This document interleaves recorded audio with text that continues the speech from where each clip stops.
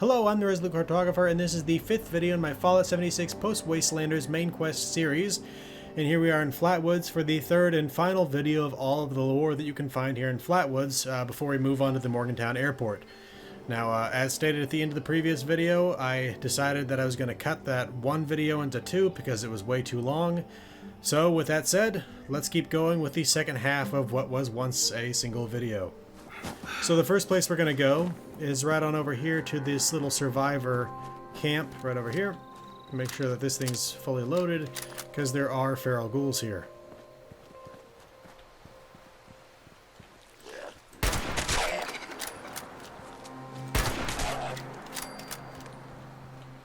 Is that it? I think that's it. Okay. Area secure. Okay, we got some angry robots over there. So, just some junk here. Over here in this tent, we got another feral ghoul. There's a note around here somewhere, at least I thought there was. We got a dead rad stag there. You can take the meat off those rad stag. Some wood piles here, so you can cook up that rad stag meat. Old campfire here, but that's not cooking at the moment.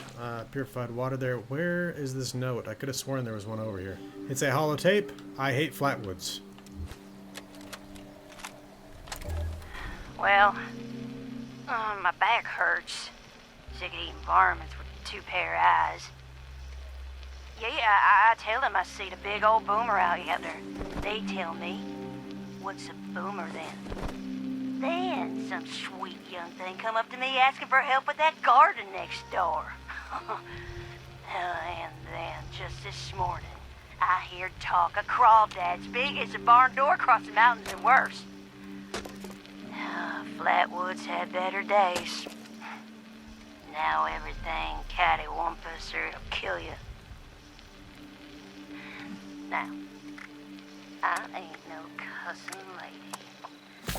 But damn if God had just let a bomb fall on my head. Jesus, just let me die.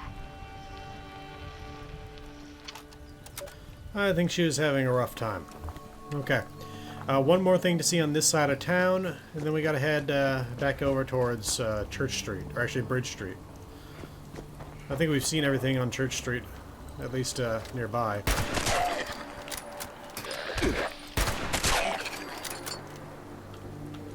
Okay, now back here, Tinker's workbench, some handy fuel there, glowing fungus growing there in the ground, a good amount of junk in here. If I wasn't recording a video right now, I'd probably loot a lot of it.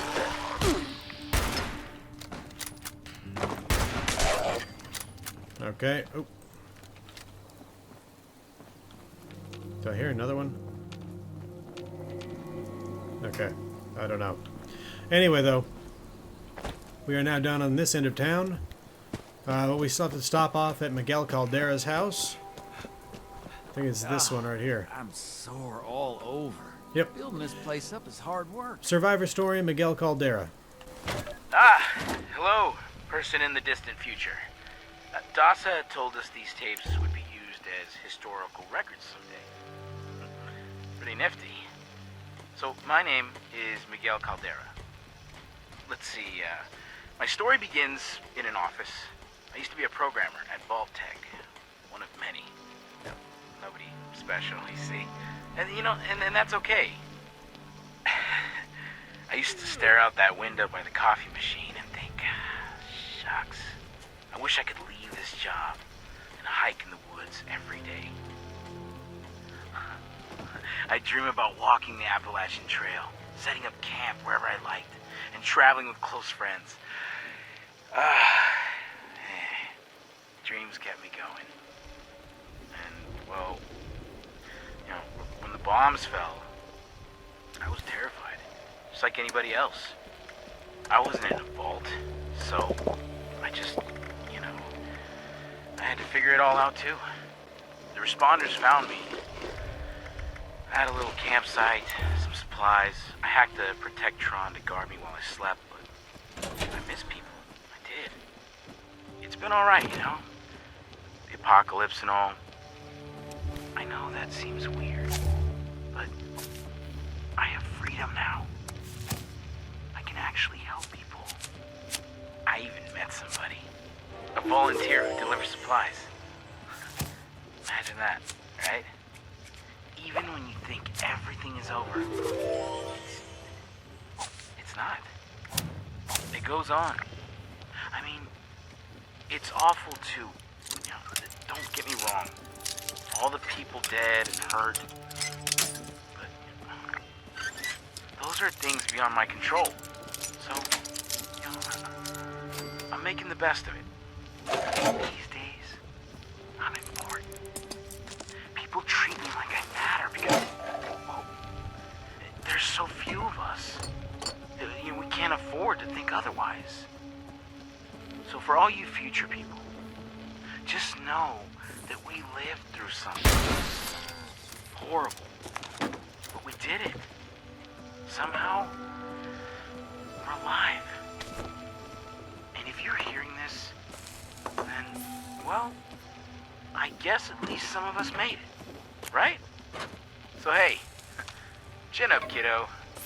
You'll be okay. Okay? Alright, here we are in the home of Jeremiah Ward. Potentially a former member of the Free States who lived in a bunker over across the way, the ransacked bunker. But that's just a theory of my own that I don't have 100% support for. So we got his last will and testament here. I, Jeremiah Ward, resident of the town of Flatwoods, county of not sure, being of sound mind and not acting under duress, mostly, hereby declare this letter to be my last will and testament. Mia gets the house and everything in it. It ain't much, but that's all I got to give, and she's all I got. I know she's still alive. The responders say the dogs got her, but I know it ain't true. They've been real good to us. Teaching an old geezer like me how to really cook is something, I'll give them that. But I know they're lying about those dogs. I seen them in the hills. There's some bad folks scoping us out. They took my granddaughter, I just know it. I'll get you back, Mia. I promise. So yeah, he packed his go bag here, was cooking himself a meal here on the stove, squirrel bits, and to my understanding, that's when the attack came. The responders here, what was left of them, were wiped out by the by some of the raiders. Now these raiders, I believe, were chasing an addict. Here, we got a recipe right there. And when they came here, they ended up killing people hunting for that addict that stole all their drugs and ran off. We'll get to that addict here in a minute, but first we'll stop off here in the meeting hall. Okay, we got several notes here. I forgive you, Dad. Actually, that one is later. Dear Daddy. Daddy, if you read this, I'm now staying in the bell tower of the church. I have cereal and games and a sleeping bag for both of us. I'll be waiting. I love you, Colonel. A little bit older here. I miss you, Dad. Dear Dad, I wrote you a letter last month and Delbert asked me to write another letter. He said it will find you. I just wanted to say that I'm doing okay. Everyone is taking care of me. I miss you. And lastly, I forgive you, Dad. I forgive you, Dad. I get it now. Taking care of kids is hard, and it was too hard for you. You were young, and I was just too much. I get it. I do. I'm an adult now, too, and, well, it took a long time to understand why you did it. I'm not mad, though. But I'm going to do the opposite of what you did. I'm going to find kids and make sure they're okay. I love you. I forgive you. But you don't need to come home anymore. Colonel. So he came to terms with his father there. While editing, I realized that I forgot this one piece of lore here. So this is Colonel's house right here. This is the house he ended up settling in as a responder. If we head up here and jump up onto the porch, there's Colonel right there. He's got a survivor story on him. We got a dead raider leaning over this baby carriage right here. I believe that Colonel here died taking care of the children that he intended to protect. But we got his survivor story right here. Boy, it's been like 10 years since I did one of these. Dasa said she lost my original one, though. Bummer. My name is Colonel, so, hey, hi. Let's see. Bombs fell when I was a kid. My dad died in the war, you know, so this is all pretty normal. My story is, I guess, boring. So Dasa found me when I was 13 or so. She brought me the responders. They taught me everything. I became a volunteer. It was great. For the past 5 years, I've been a responder myself. I help kids who lost their families. I get them safe, trained. Just act like a big brother. Every year we find fewer people though, so... I don't know. Things are not good out there. Just getting simple food and water is tough. And the Brotherhood, well, we thought that would be different. We thought everything would be different, though. Well, so anyway, maybe in 10 years, Dasa will ask me to do another one of these survivor stories. Till then, peace, Appalachia. Alright, let's get back to it. We got, sorry. Sorry, my name is Tabitha, and I'm an addict. I was told this type of thing can help me recover. Cassidy, I shouldn't have said any of that, at all. I was cruel to you. Patty, you were right. I knew it at the time, too. Sink, you were an asshole, but so was I. We both hurt each other. Equally. Sky, you are amazing. I never told you. I should have said it to you every day. Toby, I stole it. It was messed up at the time, but it's no excuse. Pete, you deserve better. Lillian, I lied to your face about it. You were right. Peggy, I ignored you when you needed me the most. Allison, I just stopped talking to you. And I'm sorry. I'm just sorry. Carrie L, I never paid you back for all your help. I used you. Hunter, I took advantage of you and you were at your weakest. Louisa, your advice would have helped and I ignored you. And nothing helps. From Sophie Yates.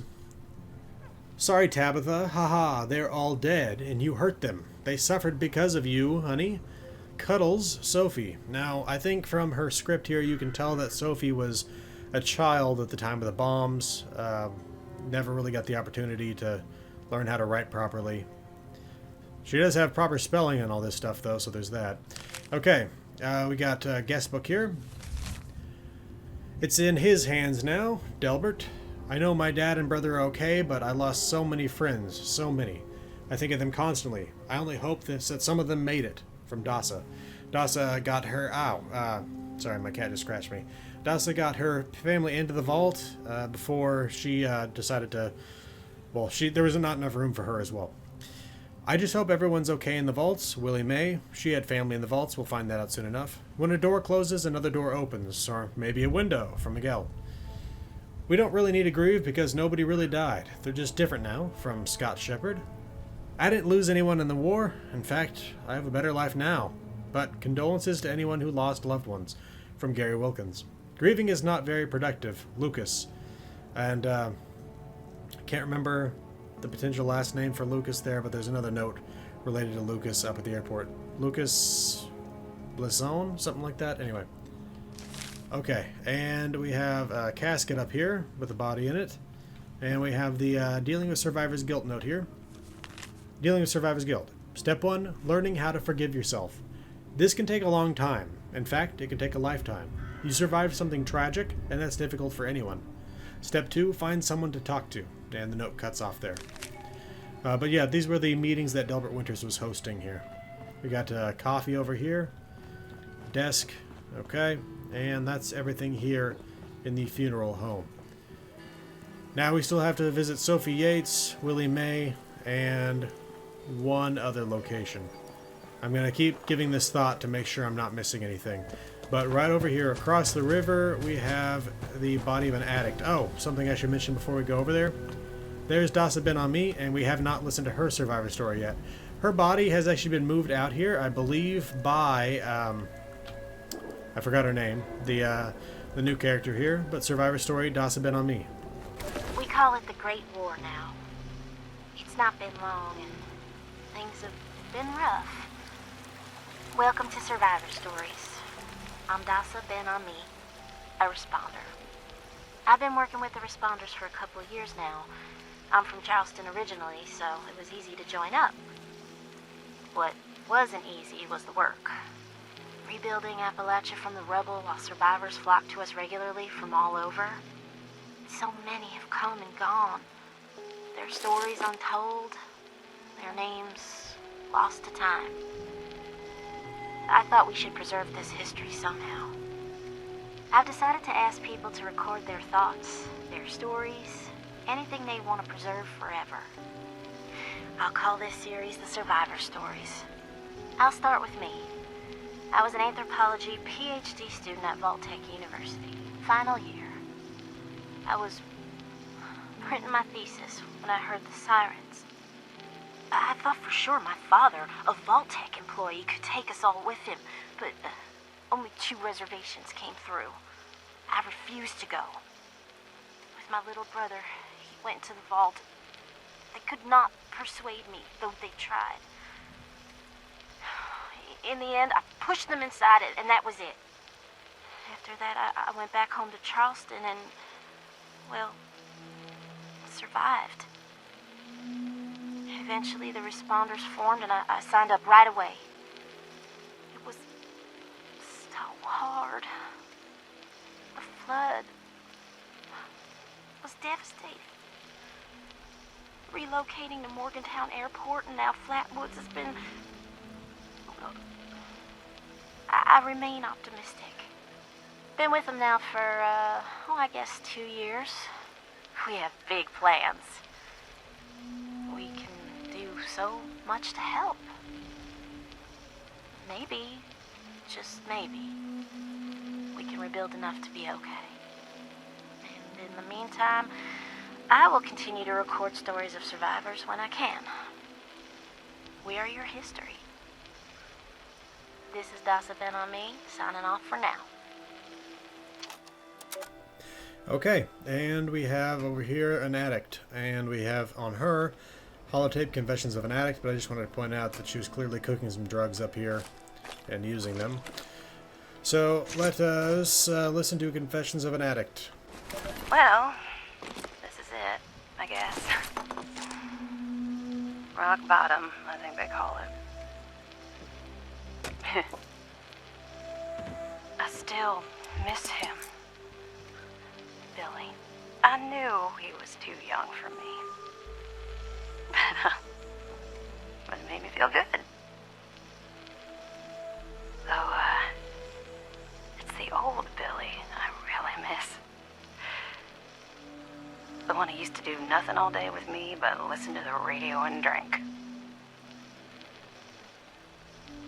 I should have got out sooner. When Billy and his buddies started torturing little cats and dogs. His friends were no good, but that didn't stop me anyway.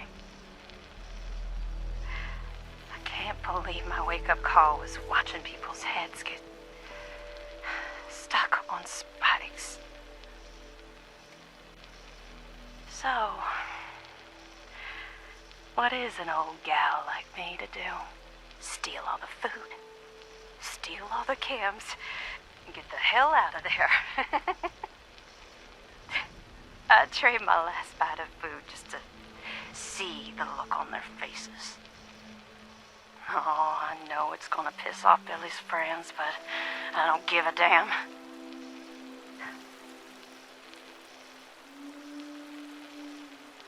I tell myself I should feel sorry for the little town across the river. But if I'm being honest, then that's what this tape is for. I don't really care. I call myself an addict, but it ain't the Kens that finally got me. It was always Billy.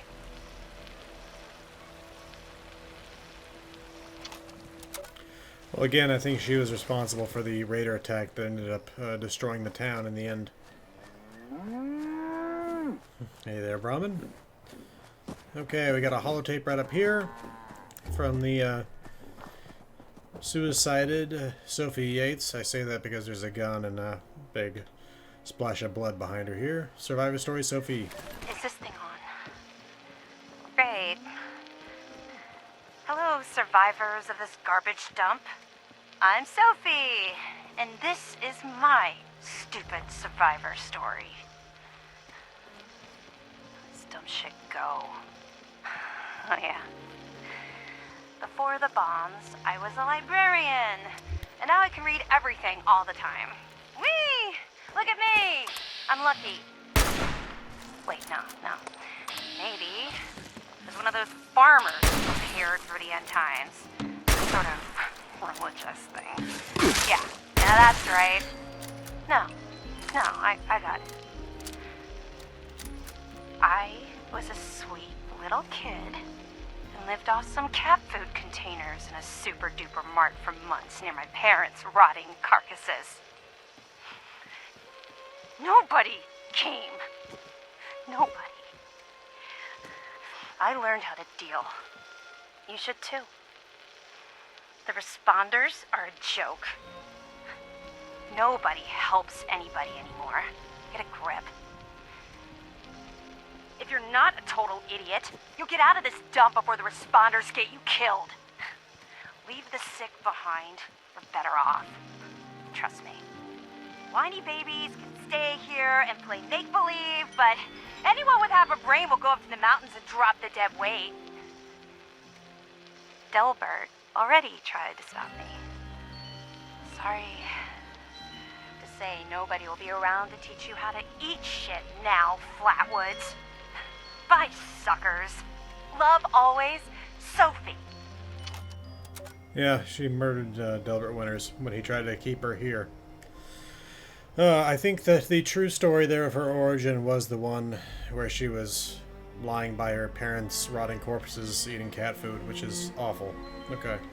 Right up here we have Willie Mae and the last survivor story here. I pressed the button. Hush! I think it's recording now. Shush! Hello? Hello there? I think it's working.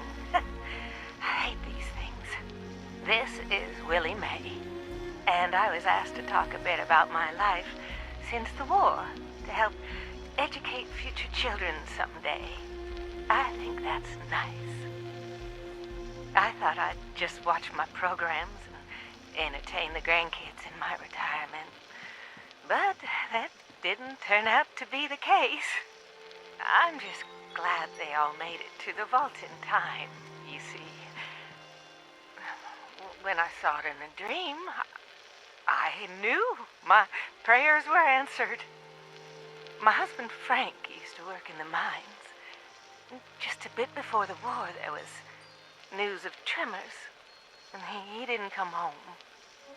I don't know what happened to him or why he never came home for sure. And between you and me, I'm fine with that. Since the war, I've just read my old newspapers and listened to music. It's very peaceful for once, which is just right nice by me. You ever hear of the Watauga Times Atomic Lottery? The winner got 10 years worth of Blamco mac and cheese, Salisbury steak, and Nuka-Cola, of course. I played that lottery for 20 years, and I finally won the month before the war. It lasted only 8 years, though. But who can you complain to? By the time it ran out, I had heard the responders' radio broadcast, so I went out to find them and get supplies. Bless their hearts. Well, I'm going home now. For a bit anyways. How do I turn this thing off? Oh, blast these things. Not this button. Not this one. Oh, oh, here it is. Okay, and that, as far as I can remember, is all of the lore that you can find here in Flatwoods. Now, it was actually during that holotape that I decided to split this into 2 different videos because I realized it would be way too long if I left it as one. So, anyway, we will next time head on up to the Morgantown Airport. This has been the Resolute Cartographer. Thanks for watching. I'll see you again next time.